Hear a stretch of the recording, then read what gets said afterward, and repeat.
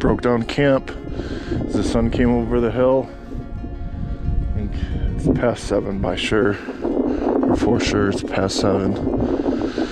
And I'm just gonna head to the next water source. It's a little closer to trail. It's about a quarter mile up here, and then see how my knee feels. I'd like to get about 7 or 8 miles in today, another 8 tomorrow, and that should put me at a trailhead where I can get a ride to town and resupply and do some laundry. So catch up with you guys later. Enjoy the sunrise and the view.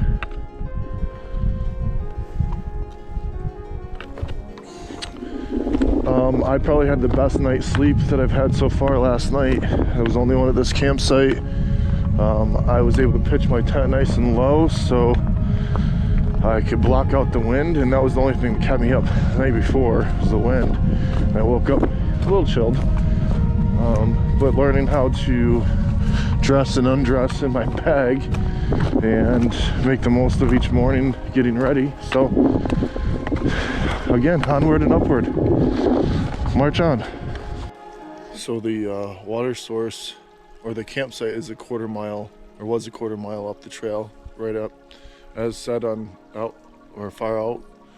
And the water source is not right on trail. I had to walk down this hill and then find this little stream. I'm gonna fill up one camel up. I'm trying not to carry too much water because I'm not sure what the hike's like. I'll look at the app again, see where the next water source is. But really only need, extra for my food at night, and then for some in the morning. But I'm gonna switch these out real quick. Just wanted to show you guys where I'm at, and I'm gonna chill here next to this little creek and relax for a minute while I fill up my water bottles. I'll catch you guys later. Don't get too close to the edge.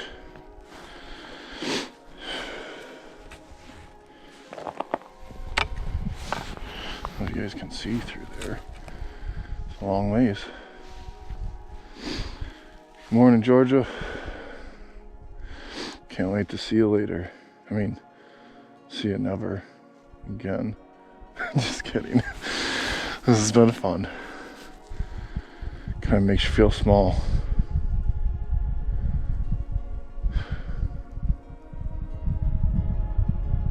God, this is so surreal.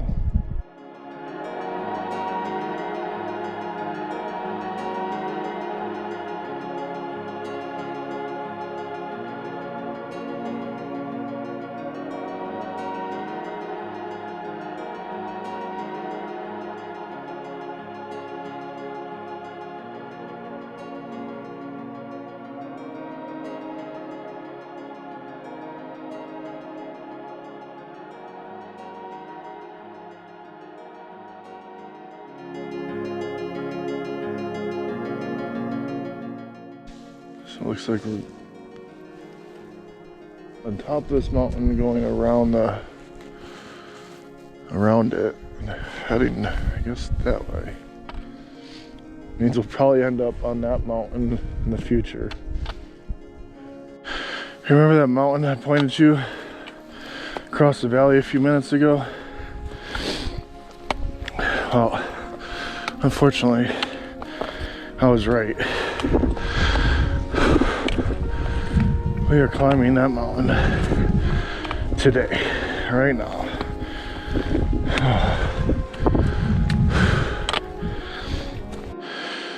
I don't know if you guys seen it or not, but on the picture that I had shown you, or the video I'd shown you from the top of the mountain that I was just on, if you look across to the mountain I pointed at, down to the left-hand side, there's some sheer rock face showing. And I think I'm standing right above that now. And I don't know if you guys can see it, standing right up on top of those two rock faces where I took those photos or videos. And right behind us is the mountain that I jokingly said I'd be climbing up. And it was a zigzag, switchback, but straight uphill. And we're not close to being at the top yet, so we still got some ways to go. Maybe this is the spot. Maybe this is where those rock cliff faces were, because there is a significant drop off right here.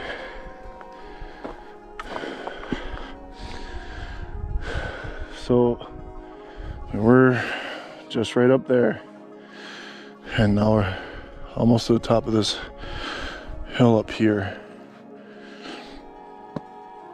I don't know what time it is. I think I did a pretty good time. It's the downhills that suck. And truck uphill. Man, what a view again.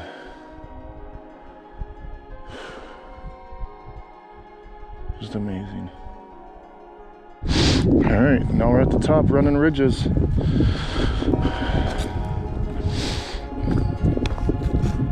the top, running ridges.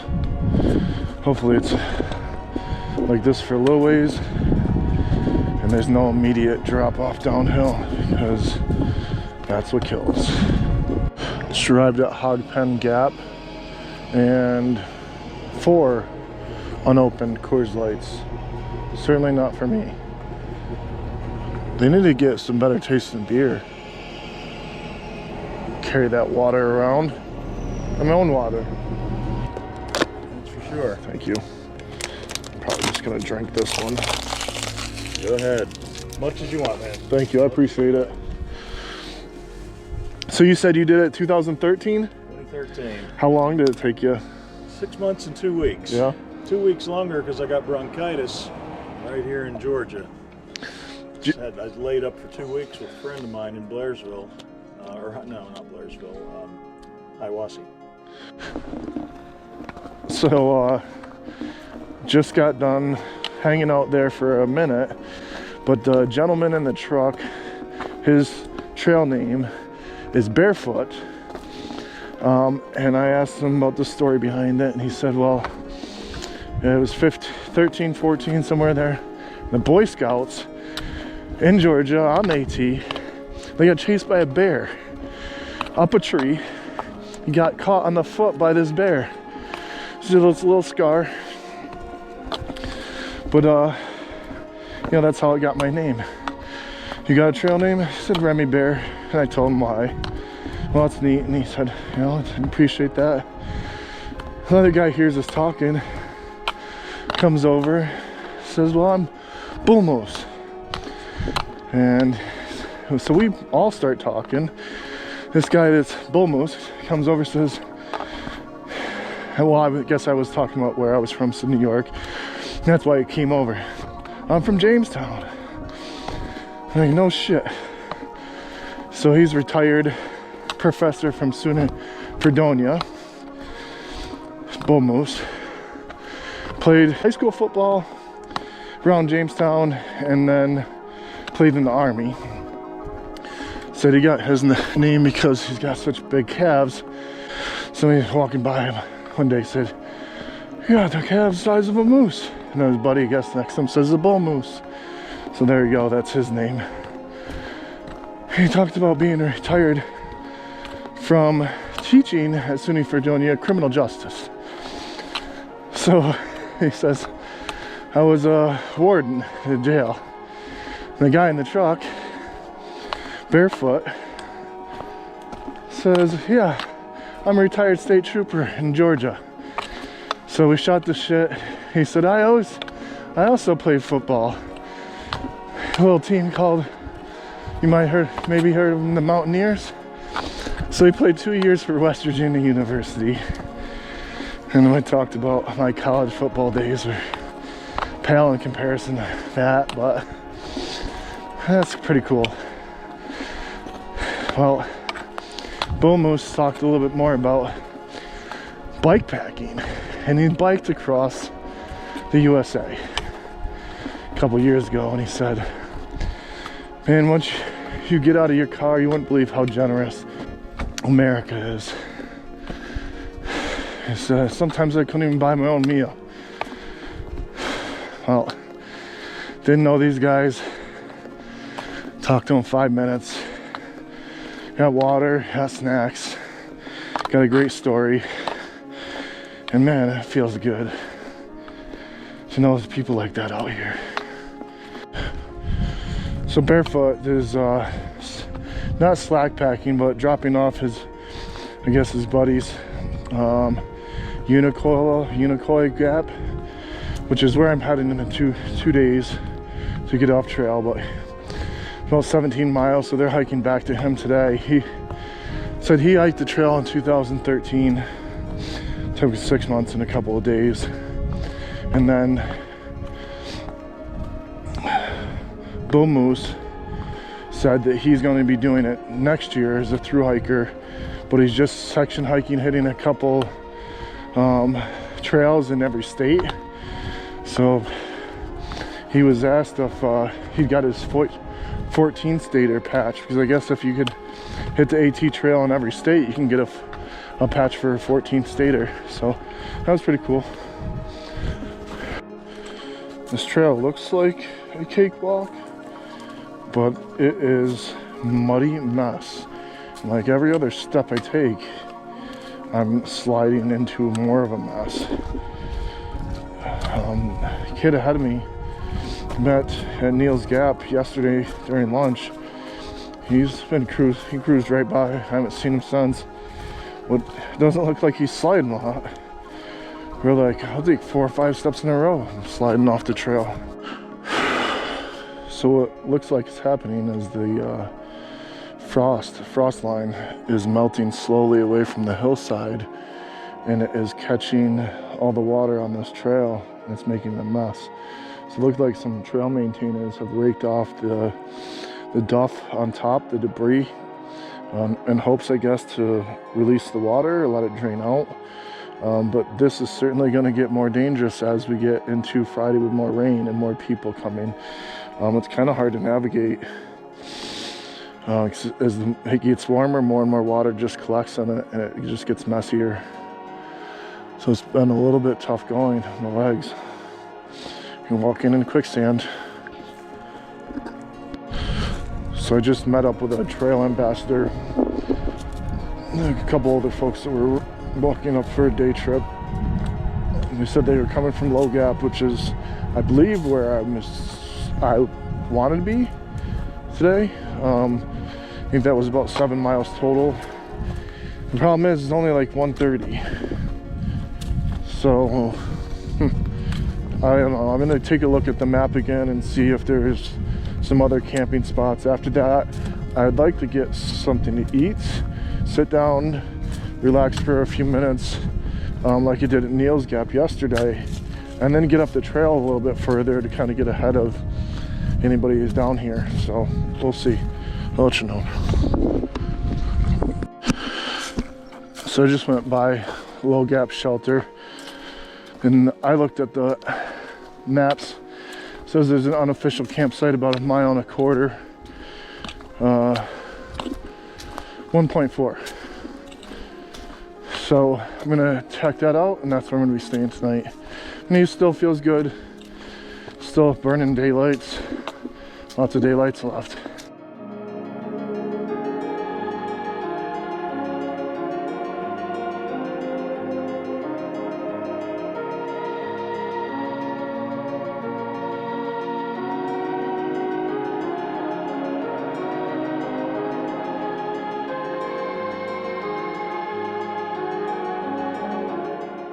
It showed up on the first couple videos early this morning though, but if you looked over the horizon, I'm pretty sure you could see some smoke in different spots.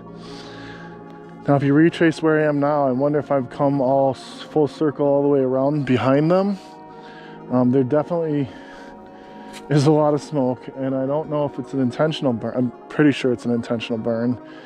I'm hoping the winds don't change much, because man, I don't want to breathe that stuff in. I'm gonna, I think, be camping up here someplace. It's only another, I don't know, maybe 1/4 mile, if any, if that, maybe 1/4 mile. So we'll see what this does and get on this app, see if there's any alerts. But man, that's a lot of smoke. Over there it looks kind of reddish. So just past the campsite I wanted to stay at, and there are 3 tents already getting set up right now. So I'll be stealth camping someplace up here. We'll find out where and when.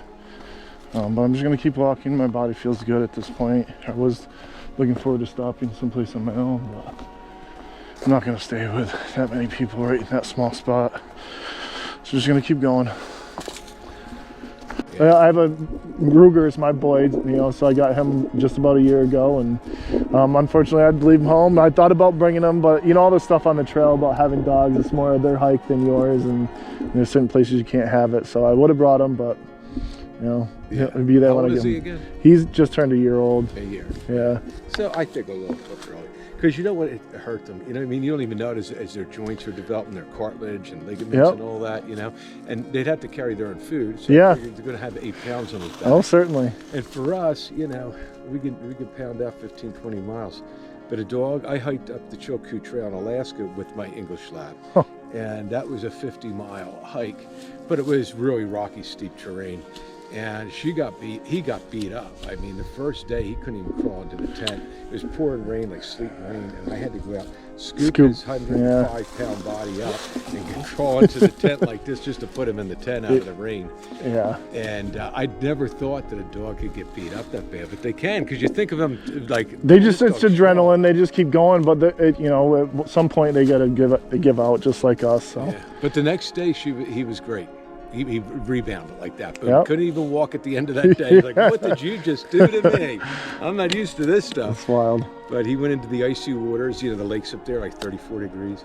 Went right in, took a big swim around. Oh, gosh. Like the whole lake. Remington loved water. That's one thing I couldn't keep him out of, was a puddle, a lake, the ocean. Man, yeah, and that was all about swimming, so.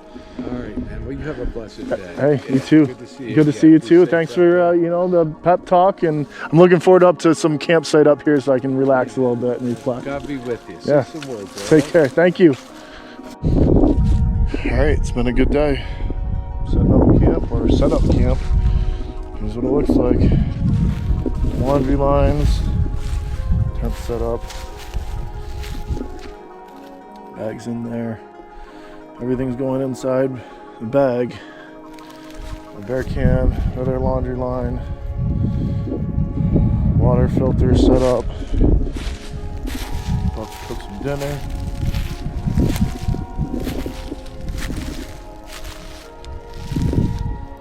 Watch the sun go down. Hope nobody else shows up, because no fire up here.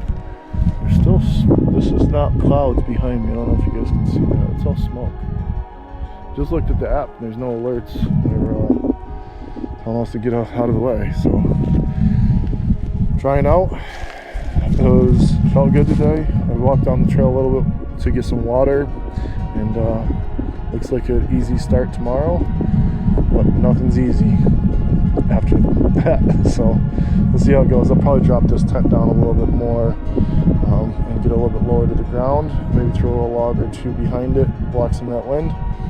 I set my bag up and a couple other things on that side last night. I had a great sleep last night, so looking forward to another. Nope, my water's overflowing. Got to get going. See ya.